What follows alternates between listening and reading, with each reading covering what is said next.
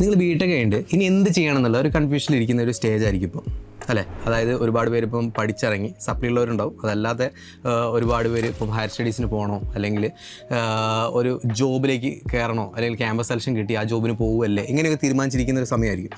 അപ്പം കുറേ ആൾക്കാർ കൺഫ്യൂസ്ഡ് ആയിരിക്കും. ഈ കൺഫ്യൂസ്ഡ് ആയ ആളുകൾക്ക് ഒരു ഗൈഡൻസ് ഉള്ള രീതിയിലാണ് ഈ വീഡിയോ ഞാൻ പറയാൻ പോകുന്നത്. രണ്ട് ഓപ്ഷനാണ് നമ്മുടെ മുമ്പിൽ ഉണ്ടാവുക.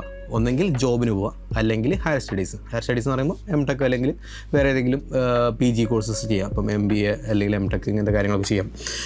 ഇവിടെ വരാൻ പോകുന്ന ഏറ്റവും വലിയൊരു എന്താ പറയുക ഒരു സ്ട്രഗിൾ എന്ന് പറഞ്ഞാൽ നമ്മൾ ഏത് ഇൻസ്റ്റിറ്റ്യൂട്ട് പഠിക്കുന്നുള്ള സംഭവം അവിടെ വളരെ ഇമ്പോർട്ടൻ്റ് ആണ്. ഇപ്പോൾ നിങ്ങൾ MTechനോ പോകുന്നതെങ്കിൽ ഞാൻ പറയാം എൻ്റെ ഒരു എക്സ്പീരിയൻസിൻ്റെ ബേസ് പറയുകയാണെങ്കിൽ നിങ്ങൾ പഠിക്കുന്ന യൂണിവേഴ്സിറ്റി വളരെ ഇമ്പോർട്ടൻ്റ് ആണ്. യൂണിവേഴ്സിറ്റി അതുപോലെ തന്നെ ഏത് ഇൻസ്റ്റിറ്റ്യൂട്ടിലാണ് പഠിക്കുന്നത്. നിങ്ങൾ പഠിക്കുകയാണെങ്കിൽ MTech ഒക്കെ എടുക്കുകയാണെങ്കിൽ IIT പോലുള്ള ഇൻസ്റ്റിറ്റ്യൂട്ടുകൾ, IIT, IISc, NIT പോലുള്ള ഇൻസ്റ്റിറ്റ്യൂട്ടിൽ എടുത്തു കഴിഞ്ഞാൽ അതിനനുസരിച്ചുള്ള ബെറ്റർമെൻറ്റ് നിങ്ങൾക്ക് ഉണ്ടാവും. അതല്ലാതെ നാട്ടിൽ നമുക്ക് പ്രൈവറ്റ് കോളേജിലൊന്നും പോയിട്ട് നിങ്ങൾ MTech എടുത്തിട്ട് ഈ 2 വർഷം നിങ്ങളുടെ മുമ്പിൽ വേസ്റ്റ് ആവുക എന്നല്ലാതെ നിങ്ങൾക്ക് കൂടുതൽ ഓപ്പർച്യൂണിറ്റീസും കാര്യങ്ങളൊന്നും നിങ്ങൾക്ക് കിട്ടാൻ പോകുന്നില്ല. നിങ്ങൾ എങ്ങനെയാണോ ബിടെക് കംപ്ലീറ്റ് ആയി നിങ്ങൾ സ്ട്രഗിൾ ചെയ്യുന്ന അതേ സ്ട്രഗിൾ തന്നെ നിങ്ങൾ MTech കംപ്ലീറ്റ് ആയി കഴിഞ്ഞാലും നിങ്ങൾ ഫേസ് ചെയ്യേണ്ടി വരും. ആ ഒരു സ്റ്റേജ് നിങ്ങൾക്ക് ഉണ്ടാകാതിരിക്കണമെങ്കിൽ നിങ്ങൾ നല്ല രീതിയിൽ ഗേറ്റൊക്കെ പ്രിപ്പയർ ചെയ്തിട്ട് നല്ല സ്കോർ നേടിയിട്ട് IITസിലോ NITസിലോ IISc ബാംഗ്ലൂരോ എവിടെയെങ്കിലുമൊക്കെ പോയിട്ട് വേണം നിങ്ങൾ ആ ഒരു PG കോഴ്സ് നിങ്ങൾ ചെയ്യാൻ വേണ്ടിയിട്ട്. ഇനി സെക്കൻഡറി ഓപ്ഷൻ, ഈ ഒരു എന്താ പറയുക മെജോറിറ്റി ഓഫ് പീപ്പിൾസ് അല്ലെങ്കിൽ മെജോറിറ്റി ഓഫ് സ്റ്റുഡൻസും നിങ്ങൾ ഫോക്കസ് ചെയ്യുന്നത് നമുക്ക് ജോലി എന്നുള്ള രീതിയിലാണ്. ബിടെക് കോഴ്സ് നിങ്ങൾ പഠിച്ചിട്ടുണ്ടാവുക, ഒരു പ്രൊഫഷണൽ കോഴ്സാണ്. ബിടെക് കഴിഞ്ഞ് കഴിഞ്ഞാൽ എനിക്കൊരു ജോലി കിട്ടുന്ന രീതി തന്നെയായിരിക്കും നിങ്ങൾ പഠിച്ചിട്ടുണ്ടാവുക. അപ്പോൾ ബിടെക് കഴിഞ്ഞ സമയത്ത് നിങ്ങൾക്ക് ജോലി കിട്ടും, പക്ഷേ അത് ഏത് ടൈപ്പ് ജോലിയാണെന്നുള്ള കാര്യങ്ങളും നിങ്ങൾ ഡിസൈഡ് ചെയ്യണം. ഞാൻ നേരത്തെ പറഞ്ഞ പോലെ ഹയർ സ്റ്റഡീസിന് പോകുമ്പം എന്തുകൊണ്ട് പയനിയർ ഇൻസ്റ്റിറ്റ്യൂട്ടിൽ ചൂസ് ചെയ്യണം, അതുപോലെ തന്നെ ഒരു സംഭവം തന്നെയാണ് ജോബ് കിട്ടുന്ന സമയത്ത് നിങ്ങൾ ഏത് ടൈപ്പ് ഓഫ് ജോബ് നേടിയെടുക്കണം എന്നുള്ള സംഭവം. നിങ്ങൾ സ്കിൽഡ് ജോബാണ് നേടിയെടുക്കുന്നതെങ്കിൽ നിങ്ങളൊരു 5 വർഷം കഴിഞ്ഞാൽ നിങ്ങളുടെ കരിയർ പാത്ത് നിങ്ങൾ നോക്കുക. നിങ്ങളുടെ എക്സ്പോണൻഷ്യൽ കരിയർ പാത്തായിരിക്കും. നിങ്ങളുടെ സാലറിയുടെ സ്കെയിൽ നോക്കുകയാണെങ്കിലും നിങ്ങളുടെ പോസ്റ്റുകൾ നോക്കുകയാണെങ്കിലും നിങ്ങൾക്കൊരു സ്കിൽഡ് ജോബിലാണ് നിങ്ങൾ കയറുന്നതെങ്കിൽ നിങ്ങൾക്ക് നല്ല ഹയർ ഗ്രോത്ത് ഉണ്ടാവും. നേരെ മറിച്ച് നിങ്ങളൊരു കോമൺ ജോബിലേക്ക് ഇപ്പോൾ ബിടെക് കഴിഞ്ഞിട്ട് ഒരു എഞ്ചിനീയറിംഗ് ട്രെയിനി ആയിട്ട് കയറുക അല്ലെങ്കിൽ ഒരു സൈറ്റ് എഞ്ചിനീയർ ആയിട്ട് കയറുക, ഇങ്ങനെയൊക്കെ കയറി കഴിഞ്ഞാൽ ഒരു 5 വർഷം കഴിഞ്ഞാൽ നിങ്ങളുടെ കരിയറിനകത്ത് വലിയൊരു ഗ്രോത്ത് ഉണ്ടാവില്ല.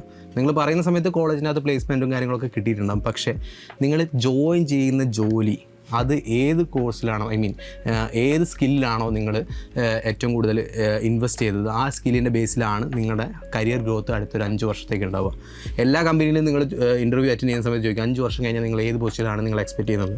ഒരു നോർമലി നമ്മുടെ നാട്ടിൻ പുറത്തുള്ള ഒരു കമ്പനി ജോയിൻ ചെയ്ത് കഴിഞ്ഞിട്ട് നിങ്ങളോട് ഈ കാര്യം ചോദിച്ചാൽ ഇപ്പോൾ സൈറ്റ് എഞ്ചിനീയർ ഒരു സിവിൽ ബാക്ക്ഗ്രൗണ്ടിലുള്ള ഒരാളാണ് നോക്കുക. അപ്പോൾ സൈറ്റ് എഞ്ചിനീയറായി ജോലി ചെയ്യുകയാണെങ്കിൽ 5 വർഷം കഴിഞ്ഞാൽ ചിലപ്പോൾ ഒരു സൈറ്റ് സൂപ്പർവൈസറോ ഒരു പ്രൊജക്ട് എഞ്ചിനീയർ ആയിട്ടുണ്ടാവും. അപ്പോൾ ആ പ്രൊജക്ട് എഞ്ചിനീയർ എന്ന് പറഞ്ഞാൽ നമ്മുടെ നാട്ടിൽ തന്നെയുള്ള ഒരു 10-30,000 മാക്സിമം സാലറി വാങ്ങുന്ന ഒരു രീതിയിലേക്ക് മാറിയിട്ടുണ്ടാവും. നേരെ മറിച്ച് നിങ്ങളൊരു അത്യാവശ്യം നല്ല സ്കിൽഡ് ആയിട്ടുള്ള ജോബിലേക്ക് മാറുക. ഇപ്പോൾ BIM എഞ്ചിനീയറായിട്ട് മാറി. BIM എഞ്ചിനീയർ ഒരു 3 വർഷം അല്ലെങ്കിൽ 6 മാസം നിങ്ങൾക്ക് ഇൻവെസ്റ്റ് ചെയ്യാൻ സമയം ഉണ്ടെങ്കിൽ BIMോ അല്ലെങ്കിൽ ക്വാണ്ടിറ്റി സർവേയിങ്ങോ അല്ലെങ്കിൽ സ്ട്രക്ചറൽ ഡിസൈൻ പോലുള്ള ഒരു കോഴ്സ് പഠിച്ച് കഴിഞ്ഞ് ഒരു 6 മാസത്തിനുള്ളിൽ ജോലി കയറുകയാണെങ്കിൽ ഒരു 5 വർഷം കഴിഞ്ഞ് കഴിഞ്ഞാൽ ഈവൻ സ്റ്റാർട്ടിങ് തന്നെ നിങ്ങൾക്ക് ഒരു 15,000, 20,000, 25,000 സാലറി കിട്ടും. അതിന് മേലോട്ട് പോകുന്ന ഒരു 5 വർഷം കഴിഞ്ഞാൽ ലക്ഷങ്ങൾ നിങ്ങൾക്ക് സാലറി വാങ്ങാൻ പറ്റും. കാരണം അവിടെ ആ സ്കിൽഡ് ആയിട്ടുള്ള ആളുകൾക്കുള്ള എക്സ്പീരിയൻസിൻ്റെ ബേസിൽ ഓരോ വർഷവും അവിടെ നല്ല രീതിയിൽ ഗ്രോത്തും കാര്യങ്ങളും നിങ്ങൾക്ക് ഉണ്ടാവും. അവിടെയാണ് ഒരു സ്കിൽഡ് ജോബും നോൺ സ്കിൽഡ് ജോബും തമ്മിലുള്ള വ്യത്യാസം വരുന്നത്. അതുകൊണ്ട് തന്നെ ഒരു ജോബ് നിങ്ങൾ നോക്കുന്നുണ്ടെങ്കിൽ ബിടെക് കഴിഞ്ഞ ഒരു ജോബ് നോക്കുകയാണെങ്കിൽ എത്രയും പെട്ടെന്ന് ഒരു സ്കില്ല് ഏൺ ചെയ്യാൻ നോക്കുക.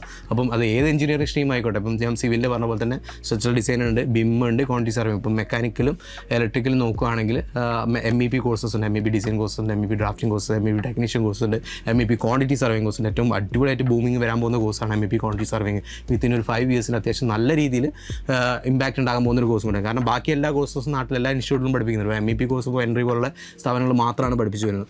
നേരെ മറിച്ച് നിങ്ങൾ ഇലക്ട്രോണിക്സ് ബാക്ക്ഗ്രൗണ്ടൊക്കെ നോക്കില്ല, ഇലക്ട്രോണിക്സ് കമ്പ്യൂട്ടർ സയൻസ് ബാക്ക്ഗ്രൗണ്ട് ആണെങ്കിൽ എംബഡഡ് സിസ്റ്റം ഭയങ്കര ഇമ്പോർട്ടൻ്റ് ആയിട്ടുള്ള കാര്യം. ഈ ഒരു വാച്ച് ഉണ്ടല്ലോ, ഈ വാച്ചിനകത്ത് ഓരോ വർഷവും അഡ്വാൻസ്മെൻറ്റ് വന്നുകൊടുക്കുക. നിങ്ങളുടെ oxygen level, heart rate, stress level, എല്ലാ കാര്യങ്ങളും ഇതിനകത്ത് നോക്കാൻ പറ്റും. ഇതൊക്കെ ഒരു വർക്കിംഗ് മോഡലാക്കി എടുക്കണമെന്നുണ്ടെങ്കിൽ അതിൻ്റെ ബാക്ക്ഗ്രൗണ്ട് പ്രവർത്തിക്കുന്ന ഒരു എംബഡഡ് എഞ്ചിനീയറാണ്.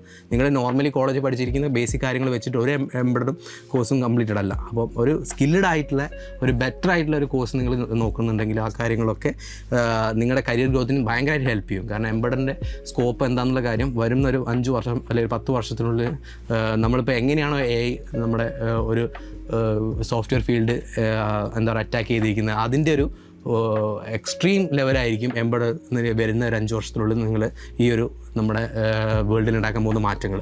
കാരണം ഇതിൻ്റെയൊക്കെ കമ്പൈൻഡ് ആയിട്ടുള്ള എഫക്റ്റാണ് അവിടെ ഒരു റിസൾട്ടായിട്ട് മാറുന്നത്. അതുകൊണ്ട് തന്നെ നിങ്ങളൊരു ബിടെക് കഴിഞ്ഞൊരാളാണെങ്കിൽ, നിങ്ങൾ ജോബ് നോക്കുന്ന ആളാണെങ്കിൽ എന്താണ് ഇൻ ഡിമാൻഡിങ് സ്കിൽ അത് നോക്കിയതിന് ശേഷം നിങ്ങളുടെ കരിയർ ചൂസ് ചെയ്യുക. ആ ചൂസ് ചെയ്ത കരിയർ നിങ്ങളുടെ 5 വർഷത്തിനുള്ളിൽ നിങ്ങളുടെ കരിയറിൻ്റെ അകത്ത് എത്രത്തോളം ഗ്രോത്ത് ഉണ്ടാക്കുന്ന കാര്യങ്ങളും നോക്കിയതിന് ശേഷം ചൂസ് ചെയ്യുക. ഒരുപാട് കോഴ്സസ് എൻട്രിയിൽ പ്രൊവൈഡ് ചെയ്യുന്നുണ്ട്. കോഴ്സിനെ കുറിച്ച് എന്തെങ്കിലും ഡീറ്റെയിൽസ് അറിയണമെന്നുണ്ടെങ്കിൽ താഴെ കാണുന്ന ഗൂഗിൾ ഫോം ഫില്ല് ചെയ്യുക. അതിനകത്ത് കറക്റ്റായിട്ട് നിങ്ങൾക്ക് പറ്റിയ കോഴ്സ് എന്താണെന്നുള്ള കാര്യങ്ങൾ നമ്മൾ ഡിസൈഡ് ചെയ്ത് പറഞ്ഞു തരുന്നതായിരിക്കും. Okay, all the best.